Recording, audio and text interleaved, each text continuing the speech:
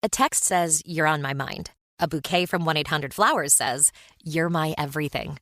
Heartfelt moments belong in the real world, not just your phone. For 50 years, 1-800-Flowers has helped millions of people make memories that'll last a lifetime with gifts they'll cherish forever. Their expertly curated arrangements and gift baskets ship nationwide with a 100% satisfaction guarantee. Don't wait for the next big moment. Make it when you visit 1-800-Flowers.com/podcast. That's 1-800-Flowers.com/podcast.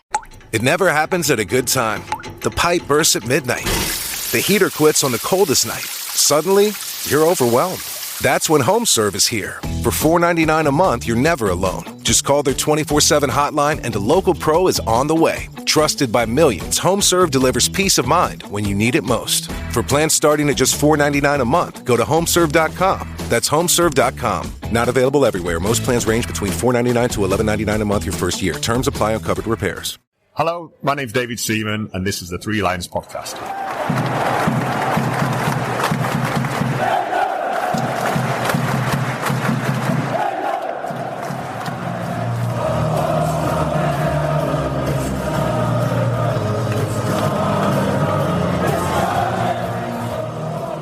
Hello and welcome to the Three Lions Podcast. My name's Russell Osborne and this is an independent England football supporters podcast. I hope I find you well.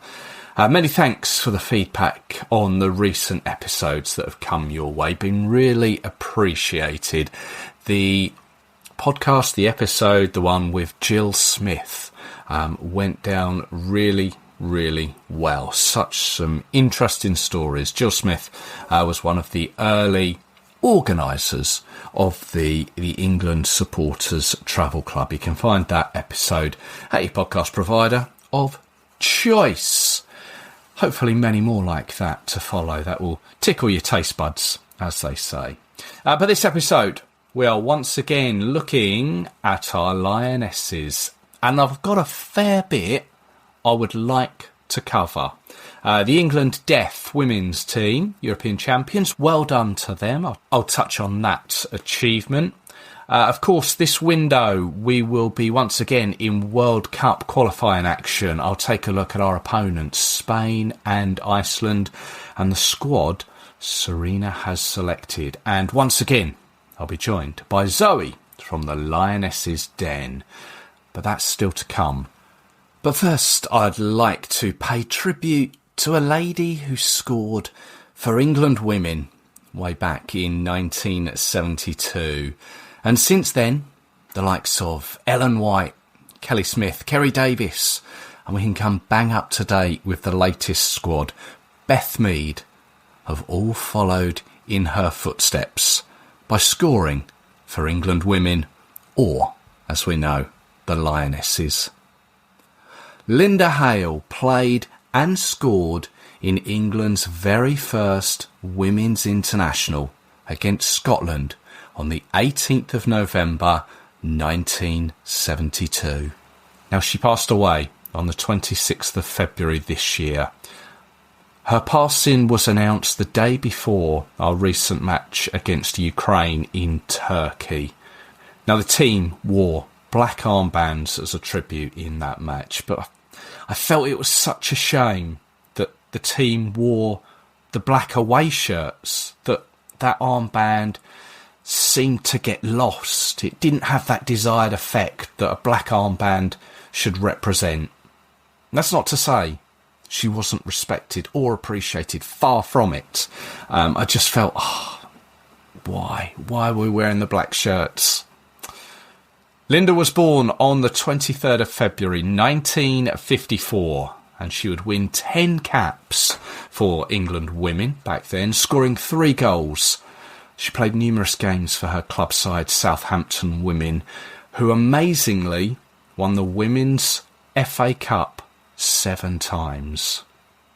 Now, her debut in that game against Scotland, she was just 18 years of age, and in later life she even had a tattoo on her arm with the number 7 and the image of the cap she won. Number 7 being her legacy number. Now, back in November 2022, I recorded an episode on England women's very first game that match up in Scotland. It was episode 223. I travelled up to Scotland to take in the ground that it was played at, but I also had the pleasure of talking to Linda about that game. I'd like to play that for you once again.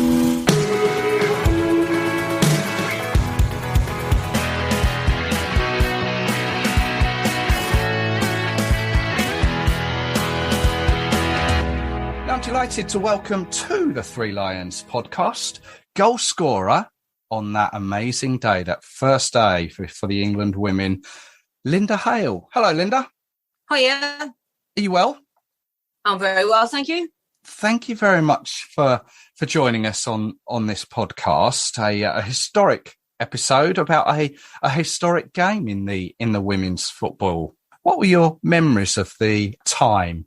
I was 18 when I first got picked for England, and everything was all up in the air, and it was a really good we had training sessions, we had trials, and then you got the call up to actually play for England.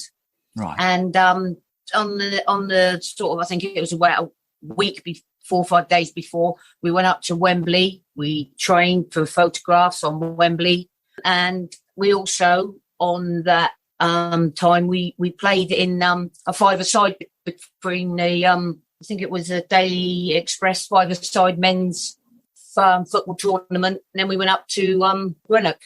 So you actually got to play on the Wembley turf? Yeah, we had a training session on the Wembley turf, and then a lot of photographs taken. And at the time, it doesn't sort of equate that that's where you are.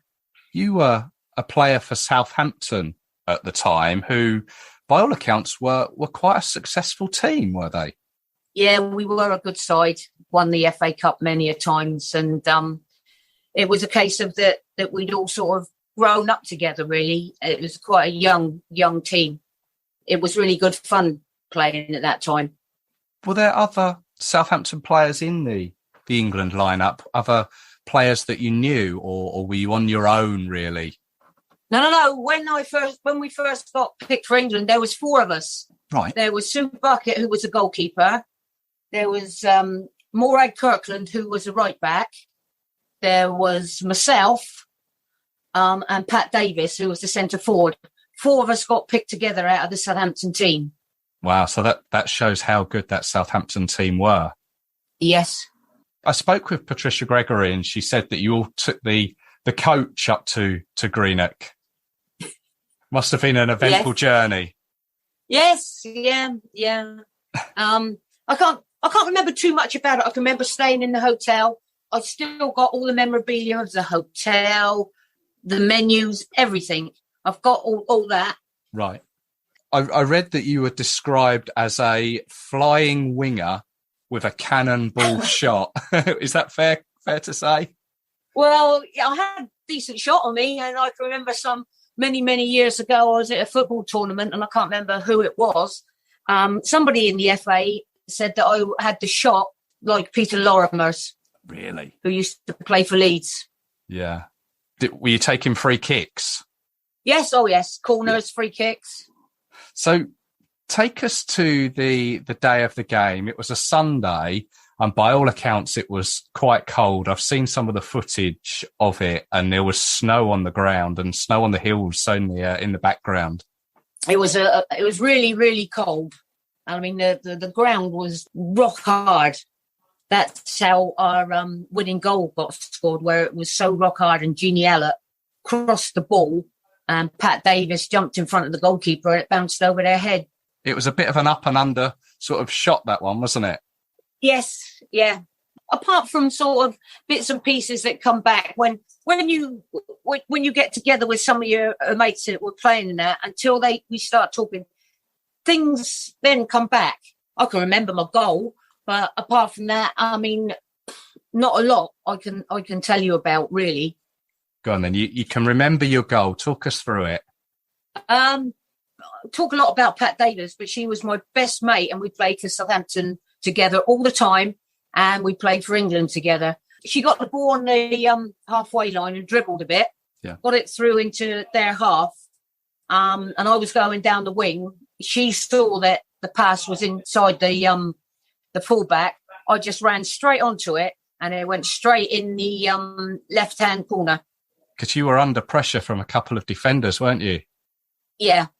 That was the equalising one, yeah. That's right. And because Scotland had taken a 2-0 lead, hadn't they? Yeah. What was but that was before, obviously, Sylvia Gore scored England women's first ever goal. And then That's right, yeah. Then it was half time. What was the feelings at half time? I think it was just the same as it would be in any situation, that we just had to pull together and make sure that we could get on top of them, because they had a really good player and she was quite young, Rose Riley. And she scored the first goal. She was the one we had to watch most of all. Right. So she was a really good goal scorer. Yeah. They came out for the second half. You got your goal to equal it up, and then was, as we say, Jeannie Orlett got the winner. Yes. How was it coming off the pitch knowing that you'd won that first game? At the time, yes, you're elated that you've won, and it's not until years later that you really take in exactly what you've done. And as I said, look, sort of now, 50 years on, we're getting sort of so many people want to talk to us about it. You realise exactly what you did do back then. Yeah. Yeah, you were the ones who started it off for the players that are now representing the Lionesses now. Yeah. Yeah. Yeah. What a change. Well, yeah, times certainly have changed. Be it the size of the ball, the length of the halves, the cut of the kit, all those little things have just evolved over time. God, yeah, but the fact is that nowadays they're athletes. We were just players that got trained maybe once a week. Most of us had to buy our own kit at club level, just generally out there to enjoy ourselves and hoping, for success. And after that, you went on to play more games for England. Me personally, I played about 7. Right. I played the next one, which was France. And after that, I can't remember very many about them. Right. I know we travelled quite a lot. I quite enjoyed the travelling. And did you travel a lot with Southampton as well? Not abroad, no. Right. All around the country, obviously. Yeah. Because there wasn't, when we first started, there wasn't that many football teams around anyway. That's right. And now, obviously, 50 years on, what are your thoughts of the women's game now? Are you happy with the way it's come on, or should it be further on, in your opinion? I think it's progressed in the last 3 or 4 years, because they've got so much television time, yes. Which through that is getting a lot more recognition. I doubt very much if they enjoy it as much as we did. I mean, it's very much more regimed, isn't it? What they can eat, what they can do, and whatever. I mean, we trained hard. I mean, you've got to admit that if Southampton won so many cups and what have you, we must have been good. And and that's it, training once a week.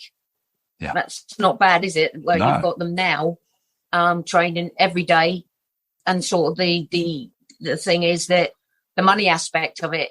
I think I was born a little bit too early. Yeah, it would have been nice to take a few quid from it. Yeah. Well, but you've got the memories, and I say you've got all the memorabilia as well there. Oh God, yeah. Have you got did they give you caps back then? Yes, they did us caps, and this is something that we had a lady who came with us. Her name was Flo Belton, bless her. She's passed away. She embroidered them. Oh, okay. She made them out of sort of felt and embroidered them and had the England badge on it. And this is one of the things that at this moment in time, we're desperately trying to get our caps the same as the men. Yeah, in the same style. Just the cap, yeah, exactly. It's exactly the same as what the men get, because the women now get the same, don't they? Yes. We just got an embroidered one.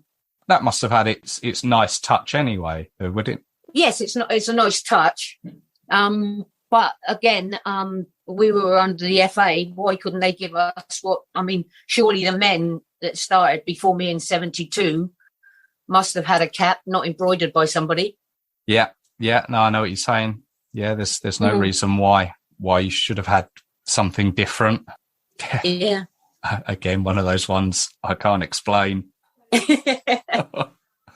Oh, well, Linda, thank you very much for your time, just giving us some memories of that day. It's been wonderful to talk to you. Thank you very much. That was my chat with Linda Hale from 2022. If you'd like to listen to the full episode again, it's episode 223. It's concentrating on England women's very first game against Scotland in 1972. I'm led to believe the FA will be paying tribute to her soon at a game, but I'm recording this before I know when that may be.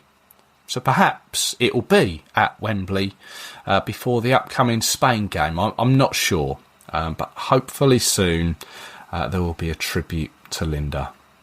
But I'd like to pass on my condolences to her family and her friends at this time. Okay, let's get up to date. On the 14th of April, we are playing Spain at Wembley and then travelling away to Reykjavik to face Iceland on the 18th in the next round of our World Cup qualifying games. The game against Iceland will be the Lionesses' 500th game. Some sort of nice irony there that we were speaking about Linda Hale scoring in the very first game, and we have the 500th game coming up very soon. The opening round of World Cup qualifying games for us took place back at the end of February. They saw us defeat Ukraine 6-1 in Turkey, and then Iceland 2-0 at the City Ground in Nottingham. The other results in our group saw Spain beat Iceland 3-0, and then Ukraine 3-1. So as it currently stands in Group A3, the Lionesses are top with 6 points. Spain are in second place, also with 6 points. Iceland and Ukraine are in third and fourth, respectively, with no points. Now, we are top only by goal difference. We are 2 ahead of Spain. And with that Iceland game just gone, Lucy Bronze, she moved up to third place in the all-time Lionesses caps table. Ahead of Karen Carney, Lucy Bronze now has 145 caps. Only Jill Scott and Farrell Williams are ahead of her. Jill Scott 161 and Farrell Williams 172. Now, Bronze has been selected in this latest squad, which I'll come to in a moment. So there are more games for her to catch both of those up. And it's highly likely, keeps herself fit, that she could catch Jill Scott.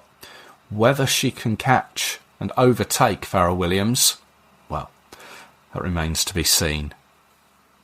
So on the 31st of March, Serena Wiegman announced her latest squad. It's a 23-player one, 3 goalkeepers, 8 defenders, 5 midfielders and 7 strikers. Let's run through them. Those goalkeepers: Hannah Hampton, Anna Morehouse and Ellie Roebuck. Defenders: Lucy Bronze, Jess Carter, Alex Greenwood, Taylor Hines, Maya Letitia, Esme Morgan, Leah Williamson and Lotta Wubben-Moy. Midfield: Laura Blindkill-Brown, Lucia Kendall, Erica Meg Parkinson. We'll come to her in a moment. Georgia Stanway and Kira Walsh. And then our strikers: Freya Godfrey, Lauren Hemp, Lauren James, Chloe Kelly, Beth Mead, Jess Park and Alessia Russo. Overall, it is a squad with an average age of pretty much 26. The oldest, Lucy Bronze. The youngest, Erica Meg Parkinson. I'll come to her, I promise. It has 999 caps across it and 183 goals. As we've already spoken about, Lucy Bronze is the most capped. And the most goals, Beth Mead currently with 39. There are 6 players from Arsenal, 4 from Chelsea, 3 from Manchester City, 2 from Manchester United and Aston Villa, and 1 each from Orlando Pride, Gotham FC, Washington Spirit, Valladares Gaia, Bayern Munich, and the London City Lionesses. Now, there are 2 uncapped players, Erica Meg Parkinson and Freya Godfrey. Godfrey, well, she was selected for the past 2 camps, but hasn't as yet made the pitch. I do wonder if this camp will be her time, be it at Wembley or away in Reykjavik. We'll have to see. But perhaps the surprising one for many will be Erica Meg Parkinson. Now, she is an attacking midfielder. She is just 17. Now, she was born in Singapore to an English father and a Japanese mother, and she is also eligible to play for Portugal because that is where she plays. She has represented England previously at youth level. She's won 44 caps across different levels. Now, Wiegman has already said that she doesn't expect her to play. She's just going to assess her, just as she's done with previous players in the past. It's a step up from the under-23s to the senior squad. Let's see how she adapts. And whilst I try not to compare the men's and women's game, there's a lot of talk around Arsenal's Max Dowman. He's only 16. Parkinson here is 17. You really do have to be careful with these young individuals because they are still children. Yes, turn the pressure up a little bit. Not too much. Not too much on their shoulders just yet. Now, her team... Now, I really hope I'm pronouncing this right.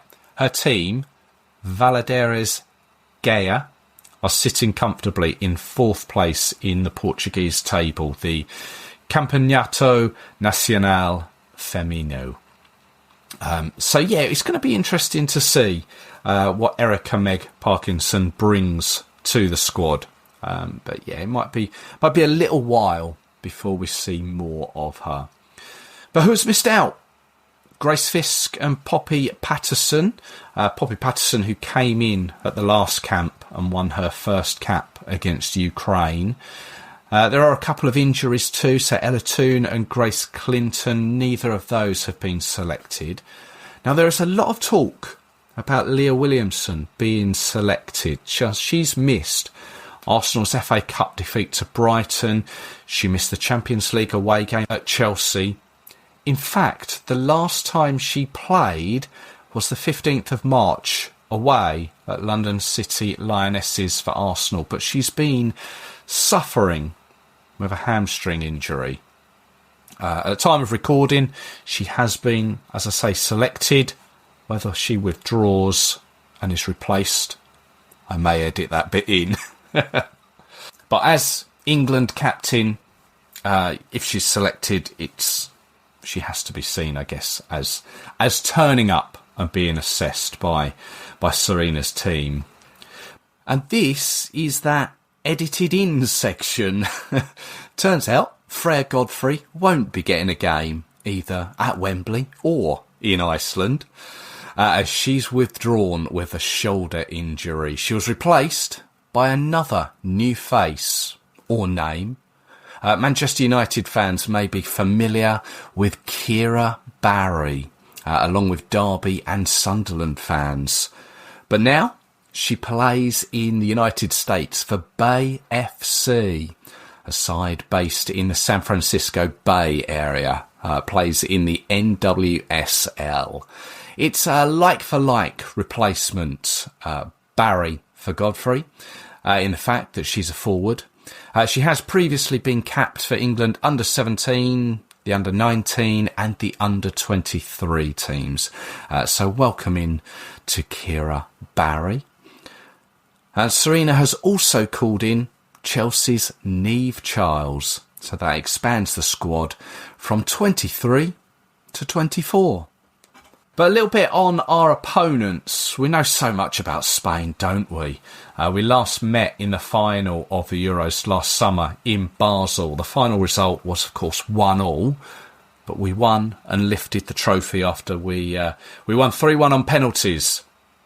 Now, in fact, last year, we met them 3 times. Along with that final, we played them home and away in the Nations League qualifying. Now, this will be the 21st meeting between those two sides. England have the advantage. We've won 9, 7 have been draws, and we have only lost on 4 occasions. One of those, of course, the World Cup final. It really has become a regular fixture of late, both sides knowing so much about each other. And you'd expect this to be a close game. Let's hope that home advantage at Wembley will play out in our favour. Iceland, though, in what will be, as I say, the Lionesses or England women's 500th match, a fixture that goes back to 1992. This will be the 12th occasion in which the two have met. And we last met at the beginning of March, where we won 2-0, thanks to goals from Lucy Bronze and Georgia Stanway. That was up in Nottingham. But the overall record is played 11, we've won 9, we've drawn 1, and we've lost 1.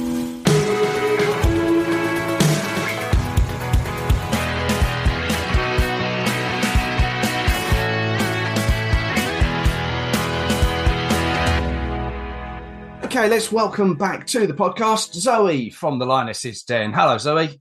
Hello, you're right. I'm very well, thank you. Good Easter? Was very nice up in Scotland with all the nature and just no people around and just be at one with nature and space. It was beautiful. Sounds How about you? Yeah, very good, yeah. Likewise, a nice little trip away. Few Easter eggs. Everyone's happy. I didn't get any this year. What? No, I didn't get any. We were promised one, but they couldn't fit it in the car because there was too much luggage, so we didn't get one. You must still be able to get one half price in the in your local Waitrose or your Tesco's, whatever. They're just a rip-off, though, aren't they? They're just the thinnest bit of chocolate and treble the price. So, exactly, yeah. But it's Easter, isn't it? Well, I will remember for next year, and I'll get the Lionesses Den's address, and there'll be an Easter egg on its way. Sounds good. We've got 2 games coming up. Exciting. But just before we touch on those, obviously the World Cup qualifying got underway it's February, back end of February, wasn't it? Where we played Ukraine away and Iceland at home. I saw the Ukraine game on the telly, but I have to say I only saw the brief highlights of Iceland. I don't know if you caught them both. Yeah, I managed to watch both, and as I predicted, it was Ukraine. They did put in a fight. Especially the first half, didn't they? Yeah, they really did. I mean, at the end of the day, they've qualified to qualify for the World Cup, so they're half decent. Yeah. But they faltered right at the end. I think maybe tactics, fitness, whatever it is, prevailed, and England come out on top. I actually can't remember the score. I know they won. 6-1. We won 6-1. Yeah. Yeah. Was it Russo? I can't remember. Russo hat-trick. I actually can't remember now. We had 2 goals from Alessia Russo, 2 for Georgia Stanway, then 2 for Jess Park. It was a game that we had so much possession and chances, but that first half we just couldn't put them away. No. I think Ukraine kind of parked the bus a little bit, trying to suss out what on earth they need to do in order to score a goal, let alone win the game. Obviously, they nicked that goal as a very good goal by them, team effort. So, hats off to them. And they celebrated, bless them, like they won the World Cup. But, to score against the Lionesses is no mean feat. Not many teams can actually do that. So, I wasn't happy that we let a goal in, but is it going to really matter in the grand scheme of things? I hope not. Obviously, it could go down to goal difference, but we've just got to concentrate on ourselves and just win every single game. obviously we've got Spain coming up soon, so that will be difficult. But the others, we're more than capable of winning all of them. Well, the second one, as I say, I only saw the very brief highlights, was Iceland at home up at the City Ground in Nottingham. Lucy Bronson, Georgia Stanway on the score sheet there. 2-0 victory, solid from what I can gather. Yeah, job done. Yeah. I mean, Iceland are a team. They're very difficult to break down. They're a decent side. You're never going to thrash Iceland. I think a lot of people who I was talking to are like, yeah, we're going to beat them 6-0, 5-0. I'm like, you really need to understand Iceland are a very good side and they can cause an upset. Luckily, they didn't. 2 brilliant goals as well. So really pleased. Obviously, we're travelling away to them. That's going to be very, very difficult. Yeah, it could be difficult on their own patch there in Iceland. I mean, you'd like to think, yes, we can still get a result, but yeah, any away game, even if it's a point, is a point earned. Yeah, but I think we are needing 3 points. Definitely. Well, I think you kind of maybe we'll look at Iceland a little bit differently once we know the result of the Spain game, which comes first at Wembley. That's on the 14th, I believe. It's a Tuesday the 14th. Tuesday, of April. 7 o'clock kickoff. Is it 7 o'clock? Is it? Is. Yeah. That's a result. Having been to the England men's games recently, which were a 7:45 kickoff, and you get back a little bit later. Yeah. Spain at home. Spain again. Spain again. They're obsessed with us. They literally can't leave us alone. Do you think the Spanish fans go, England again? I don't know. They're so confident in their side, and rightly so. England and Spain are arguably 2 of the best teams in the world at the moment. They're just head-to-head clashes. If you look at the previous results, there's nothing really in it. It's very tit for tat. We win, they win, and so on.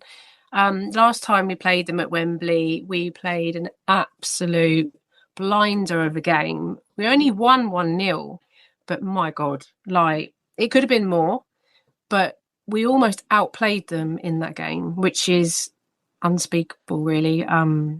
Who outplays Spain? No one. No. So I would love to see that again. We'll wait and see. Obviously, Spain are still without Bonmati. She's still recovering from her broken leg.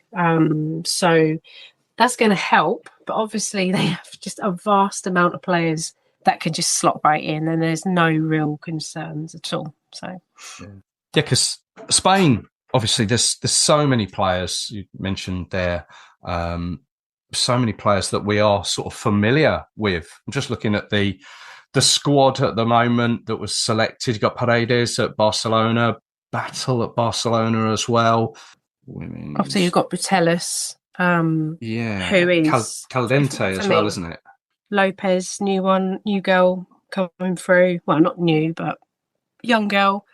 They just got names coming out of Leon Mappy. Fantastic. Back. Yeah. I mean, closer to home, there's some players here that Arsenal fans will be familiar with. Was Caldente. Who else have we got here? Corrales at London City, Lionesses, Navarro at Real Madrid. Although I've seen there was a couple of games recently, Barcelona against Real Madrid, which would be a derby, massive game. But Barcelona are beating Real Madrid in the women's game. They thumped them 12-2 on aggregate. Was that what it was? 12. Considering, I mean, this is what I say about the Spain League. Barcelona are, again, probably one of the best clubs in the world. But you stick that club in the WSL or the NWSL and they will not dominate like they do in Spain. Obviously, all the investment is probably in Barcelona. Real Madrid are probably the second best team in Spain, and they've beat them 12-2 in the Champions League. So it's very top heavy. And I've argued this all the time with a lot of Spanish fans, put those players in the WSL and see how they fare then. Obviously, they're world-class players, but you're going up against world-class constantly every single week. maybe we shouldn't, because it'll make them even better. It's it's incredible. Most of them are from Barcelona. They all play for Barcelona, so it is what it is. Well, they'd be going up against the European champions, wouldn't they? Twice European champions, of course. So nice, we did it twice. Yes. Well, there we go. There's a few names that people may recognise from the Spanish team there. Let's just touch on the on our own squad, our own players. There's one player who I noticed will, if she plays, will hit 100 cap.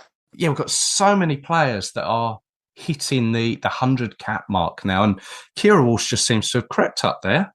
Yeah, she's this. So I think the next game is 100th cap. She's going to play. Like Kira Walsh, why would you leave her on the bench unless she's injured? Yeah, she'll get 100th cap. I'll be pleased to see that. Yeah, amazing. Previously mentioned about Leah Williamson in the lead up here to the chat. Leah Williamson been selected, but she's not played for since mid-March, I think. Why do you think she's being selected? Is it just because she's captain and has to be seen to be selected? I personally think it's a changing room thing. If you follow Serena for her career, she's all about creating like a bubble and an atmosphere around her team. And I honestly believe, I don't think Williamson will play. If she does, she might play 10 minutes at the end of the game. But I think it's because she's the captain. She's a great presence in the camp. Good for the youngsters. Obviously, we've got quite a few youngsters coming through now. I don't see it being a major issue that she's there. I think it's quite good, actually. Could you not look at it as in like she's taking a place of someone else? And then I get that. Yeah. Then maybe just invite her along to the training session as a vocal spokesperson or as captain. But then she doesn't, if she's not going to play, then she's in and around the St. George's Park as a presence. I don't know. I wonder if it's it's up to Serena how many players she selects. So you have a valid point that they could have easily have done that. But we're not privy to the conversations they all have. So, she might be back to some sort of match fitness. She might, she's obviously been training at Arsenal. She probably wants to continue that training in a team environment. Yeah. So maybe she's had a word with Serena and said, look, I am so close to match fitness. If you take me, they've still got like just under a week of training before the Spain game. So, maybe she's like, look, I would like to come. I would like to do team training with you. And obviously, if she's up for selection, she won't be playing 90 minutes, but if she can get 20 minutes under her belt or something. Yeah. And last time we spoke, we had Poppy Patterson come in as a youngster who actually came on against Ukraine, got her cap. And now once again, we've got another youngster, which was a surprise for a lot, I think. Erica Meg Parkinson, who's been playing in Portugal. I have to say, I wasn't particularly familiar at all. Were you? No, I actually, it sounds terrible, but I actually had not heard of her. Obviously did a little bit of research on her. I think she's 17 years old. She's leapfrogged 2 age groups. She plays in the top league of the Portuguese league. Obviously, I am not a fan with the Portuguese league at all. Obviously, she's doing something right for Serena to take a look at her and say, right, you're coming in with the seniors. Again, probably not likely to play, but what an experience to play every day and train with senior Lionesses. I think it's brilliant. She's obviously a decent player. So we actually have another youngster, I don't know if you're aware, that's recently been called up, Kira Barry. Yes, now she plays over in the States, doesn't she? She does, yeah, Bay FC. I think she's a striker. She only made her debut in March for Bay FC and literally scored. She's a striker. Right. Yeah, again, I'm not sure how old she is, but she's a youngster. She's moved up from the under-23s, I believe. So, someone slot in her place. She's gone off with the seniors because Freya Godfrey's injured. So I think Serena's looking at maybe young players. Obviously, she did that with Michelle Aguimang, and we know how that story ended. So you've got to give these kids a go. Got to take your chance. As I've said before, it's just that balancing act of how old they actually are, how to treat them, when to know to put them in and put them into a first team game environment to see whether they are really ready. But as you say, just the opportunity to be training with Lionesses day in, day out for a training camp is great experience. Definitely. Yeah. I mean, there's going to be conversations between all of the managers. Actually, a girl I used to work with, Lydia Bedford, she's just become the under-23s England manager. Okay. So she was over in Canada at the Pro League. She's got like amazing CV. She was always brilliant. Her bright footballing brain is incredible. So, yeah, she's at under-23. So she's just below Serena. They're going to have that conversation because that would have been Lydia's player. So, yeah. No, that's the idea, I guess, isn't it? Of like St George's Park and the pathway that they all follow, that they're all talking to each other now. And it's all looking forward every time, isn't it? Be it the World Cup, be it the European Championships further on. Yeah. They're all thinking further ahead, whereas we're just thinking next game, aren't we? We're thinking Spain and Iceland. Yes. Please beat Spain. That's all we want to know. That's right. Spain. So what's your plans for Spain? So I'm going up to Wembley for the game. Might do a bit of Box Park before. I'm not sure about this one. I'm not sure. But yeah I'm going to go up to Wembley and sit in my chair and be very quiet and pray. That's what I'm going to do. Well, what about you? Yeah, I will. I'll take my daughter. We will. We'll go up to Wembley. We might try and get something to eat beforehand, and then go to the game. And hopefully, we've got a decent seat that she's not having to sit on my lap and like look over heads in front of us. So I mean, early goal. Hopefully, we'll settle some nerves and we can get that result. I mean, we have got a very, very good squad, considering we've got a couple of injuries. The squad is pretty decent, very attacking minded. Obviously, you've got Beth Mead. There was a scare with her at the weekend. Beth Mead, she went off injured, and she's obviously only just recovered from her broken shin bone. Yes, or fractured. Sounds quite dramatic. And she has actually said it was aggravated on that day, but thankfully she's in the squad. She's playing absolutely amazing. I just think it would be devastating if we were to lose her at such an important time of the Lionesses qualifying campaign. She's just having fun, playing so well.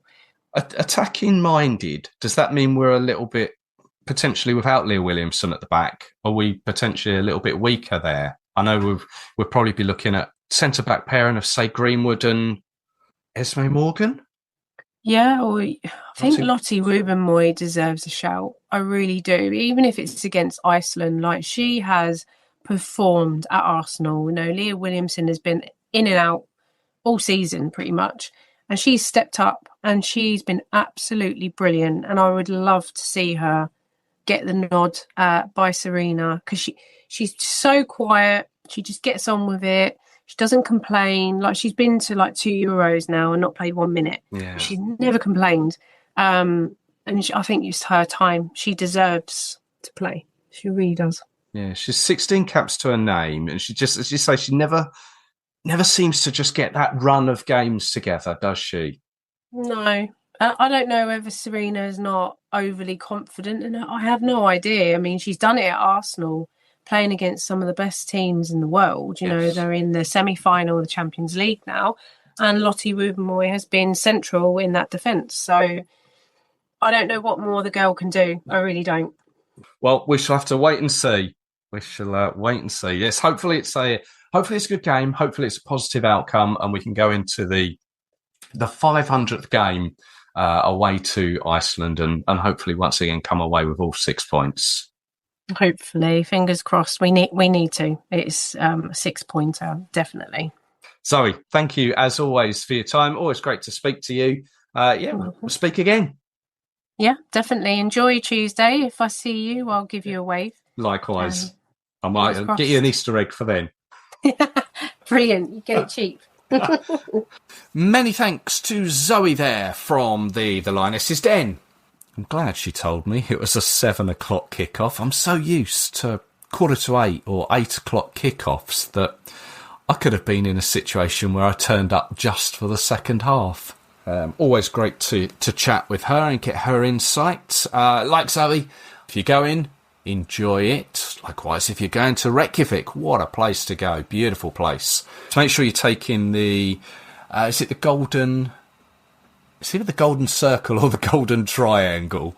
But you've got the... What have you got? You've got the waterfall, you've got the thermal pools, and the geysers, of course, the geysers. If you're going to Iceland, you will love it. But before I leave you, I'd like to give a special mention to England's women, their deaf team. They recently became European champions in a tournament hosted in Croatia. It's a 5-a-side futsal tournament played indoors. 2 halves of 20 minutes. The team, managed by Steve Daly, began with a 4-2 victory over Poland. They then saw off Italy 5-2. There was another 4-2 win, this time over France, after twice going behind. But by winning those 3 in their group, they were now into the semi-finals, where they faced the Republic of Ireland, a team who had knocked us out of the World Championships the year before. We ran out 3-1 victors to once again face Poland in the final. 2 goals from Lucinda Lawson saw us lift the trophy. Well done to the Para-Lionesses, the deaf women's Para-Lionesses. I'll be honest, there is very little information about previous tournaments such as this, so I'm not sure if it's something we've won before.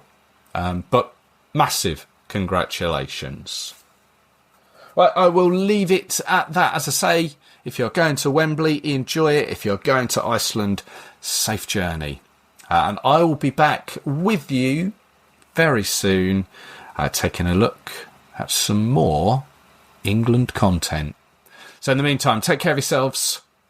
Cheers.